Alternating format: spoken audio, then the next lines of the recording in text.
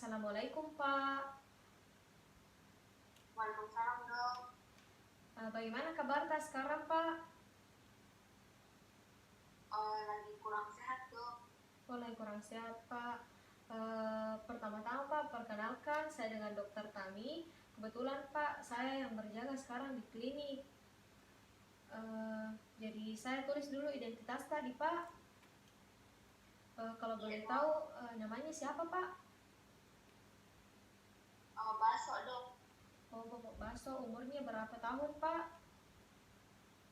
19 tahun dok. 19 tahun. Pekerjaan sehari-hari Tak apa Pak? Masih mahasiswa dok. Mahasiswa di. Terus status pernikahan Tak Pak?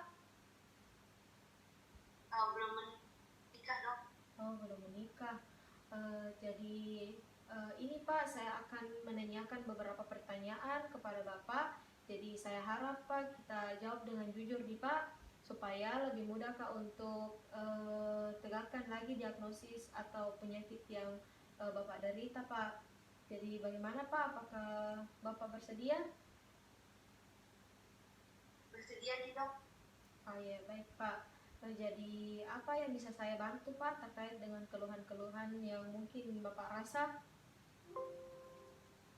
Jadi begini dok, akhir-akhir ini dok saya rasa kalau saya buang air kecil dok, ini ada warna kencing saya dok itu seperti coklat kayak Coca-Cola dok. Sudah berapa hari itu Pak kita rasa seperti itu? Sudah 3 hari dok seperti itu. Sudah 3 hari nih Pak. Ini Pak, volume buang air kecil Tak semakin bertambah atau semakin berkurang kita rasa Pak? Semakin berkurang dok, sudah 2 hari yang lalu semakin berkurang dok. Semakin berkurang nih Pak. Biasanya Pak kalau buang air kecil itu kita rasa ada nyeri, kita rasa Pak? Tidak ada sih dok. Tidak ada nyeri nih Pak. Bagaimana Pak kalau buang air kecil biasa kayak ada pasir keluar atau tidak Pak? Tidak juga dok. Tidak ada juga nih Pak. Tapi Pak ini biasa kita rasa bengkak matata atau kaki kita Pak? Iya dok, kalau pagi hari itu terutama mata saya bengkak sekali dok. Dan sekarang juga kaki saya juga dok bengkak dok. Bengkak nih Pak. Terus ini Pak sekarang lagi demam Ki? Kalau sekarang tidak dok. Tidak, jadi kemudian batuk-batuk juga sekarang Pak? Kalau sekarang tidak dok, cuma memang pernah 2 minggu yang lalu dok, saya demam sama batuk dan nyeri beneran juga saya rasa dok. Tapi itu selesai nih dok, 2 minggu yang lalu. Jadi 2 minggu sebelumnya itu Pak memang demam sama batuk, terus ada juga nyeri menelan di Pak? Iya dok. Iya baik Pak. Tapi Pak ini keseharian tak biasa minum-minum alkohol atau merokok Pak? Tidak dok. Tidak, jadi Pak kemudian ada yang kita lakukan Pak untuk mengurangi keluhan tak ini? Pernah periksa sebelumnya? Tidak juga di Pak. Terus konsumsi obat-obat sebelumnya Pak? Tidak juga dok. Tidak juga di Pak. Kemudian ini Pak ada alergi atau tidak Pak? Tidak ada juga dok. Tidak ada. Kemudian di keluarga Pak ada keluarga mungkin yang mengidap penyakit-penyakit tertentu Pak? Tidak juga dok. Tidak juga Pak. Atau kita Pak mungkin ada penyakit tertentu tak? Tidak juga dok. Tidak juga di Pak. Jadi baik Pak, ini kita sudah lakukan pemeriksaan anamnesis ya Pak. Tapi pada pemeriksaan anamnesis ini Pak belum bisa untuk langsung menegakkan diagnosis penyakit yang mungkin kita derita Pak. Jadi di sini Pak butuh pemeriksaan fisik, tapi pemeriksaan fisiknya ini mungkin kita rasa kurang nyaman, tapi insya Allah Pak saya akan melakukan seprofesional mungkin dan senyaman mungkin Pak. Terus jangan lagi khawatir terkait dengan data-data yang mungkin kita khawatirkan diketahui oleh orang lain, karena data-data ini merupakan rahasia dari dokter dan pasien di Pak. Jadi bagaimana Pak? Apakah bersedia jadi dilakukan untuk pemeriksaan fisik selanjutnya Pak? Iya dok, bersedia gitu dok. Oh iya, baik Pak, terima kasih. Iya. Jadi selanjutnya kita akan melakukan pemeriksaan fisik, tapi sebelum kita memulai melakukan pemeriksaan fisik, alangkah baiknya saya menjelaskan sedikit kepada Bapak terkait dengan tujuan saya melakukan pemeriksaan fisik ini. Jadi Pak, tujuan saya melakukan pemeriksaan fisik ini tidak lain hanya untuk membantu saya lebih mudah menegakkan kembali diagnosis terkait dengan keluhan-keluhan Bapak yang telah tadi Bapak beritahukan kepada saya. Kemudian Pak jangan khawatir karena data-data Bapak ini tidak akan kami sebarluaskan, karena data-data pasien itu hanya pasien dan dokter yang tahu. Kemudian Pak saya jelaskan juga bahwa pada pemeriksaan fisik ini mungkin Bapak sedikit merasa kurang nyaman Pak pada pemeriksaan fisik kali ini. Namun insya Allah Pak saya akan melakukan seprofesional mungkin dan senyaman mungkin Pak. Jadi baik Pak, selanjutnya persiapan yang saya lakukan itu mempersiapkan alat dan bahan yang akan saya gunakan. Di sini ada hand sanitizer, kemudian di sini juga ada handscoon, di sini ada stetoskop. Selanjutnya yaitu persiapan diri. Jadi sebelum memulai pemeriksaan fisik pada pasien, biasanya itu kita lakukan pada ruangan yang cukup tenang dan memiliki cahaya yang memadai. Kemudian di sini bisa kita juga panggil satu perawat untuk mendampingi dokter. Selanjutnya yaitu sebelum kita memulai pemeriksaan fisik, alangkah baiknya kita selalu melakukan sanitasi tangan terlebih dahulu. Bisa kita menggunakan air dan sabun, bisa juga menggunakan hand sanitizer. Kali ini saya menggunakan hand sanitizer. Caranya itu kita menggosok telapak tangan, kemudian kita ke sela-sela jari. Selanjutnya yaitu gerakan seperti mengunci dan harus mengenai bagian lateral dari ibu jari. Kemudian setelah itu kita gosok ibu jari kita. Kemudian setelah itu kita gerakan memutar seperti ini. Fungsinya yaitu untuk membersihkan kotoran-kotoran dari kuku. Setelah kita melakukan sanitasi tangan, kita menggunakan handscoon.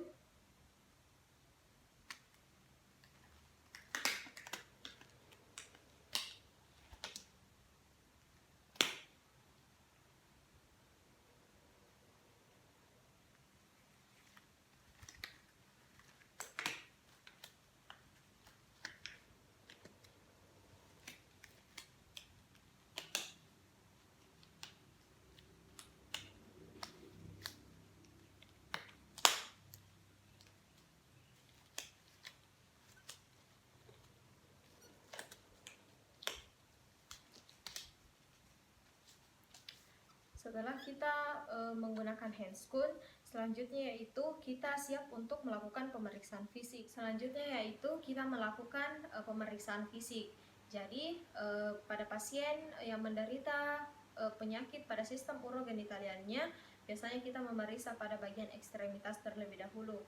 Jadi di sini saya akan memeriksa pada bagian ekstremitasnya, yaitu pada kakinya.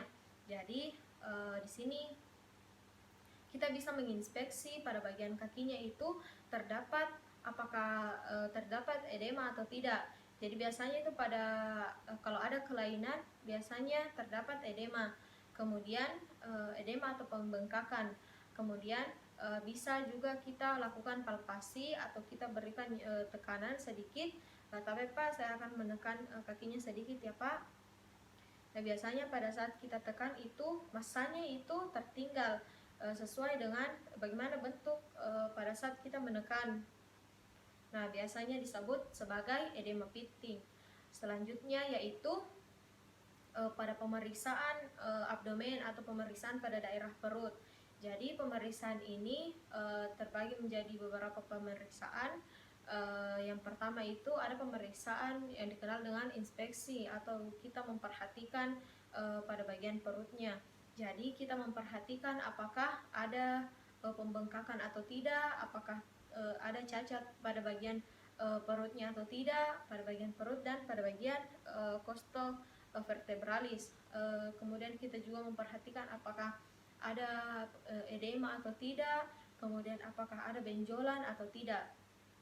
Selanjutnya, setelah kita melakukan inspeksi, selanjutnya kita mempalpasi atau meraba.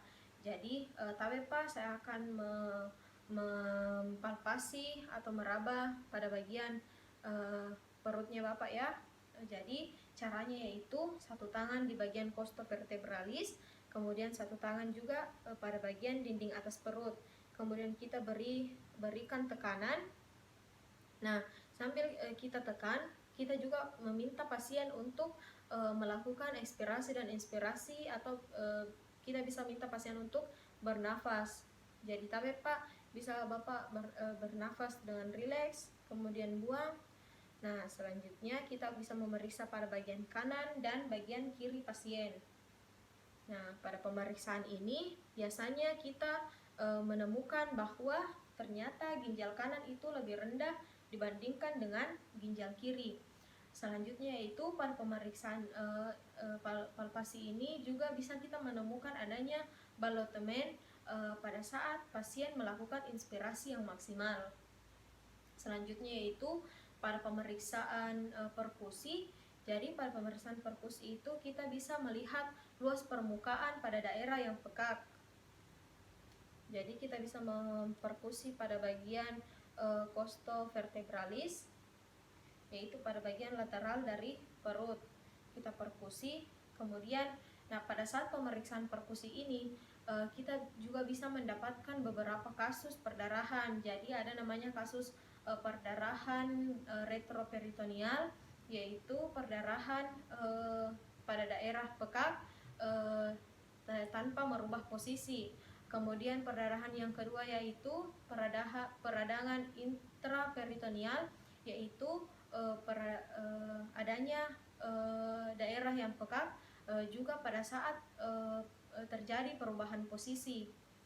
Selanjutnya yaitu pemeriksaan auskultasi. Nah, pada pemeriksaan auskultasi ini kita bisa menggunakan alat stetoskop untuk mendengarkannya.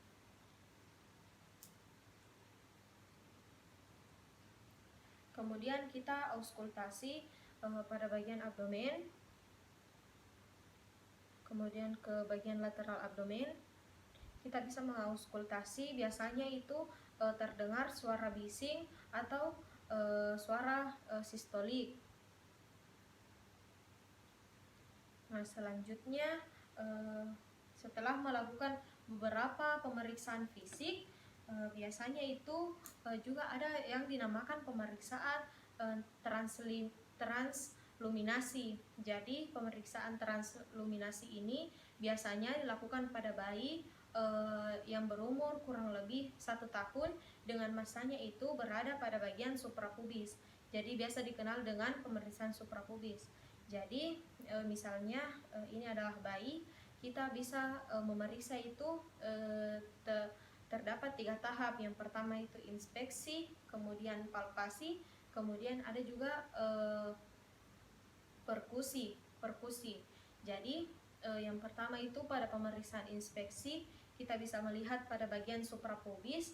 Suprapubis anak-anak itu kita bisa melihat apabila kosong, apabila buli-bulinya kosong itu berarti normalnya itu datar saja, berarti isinya itu sekitar kurang dari 150 cc.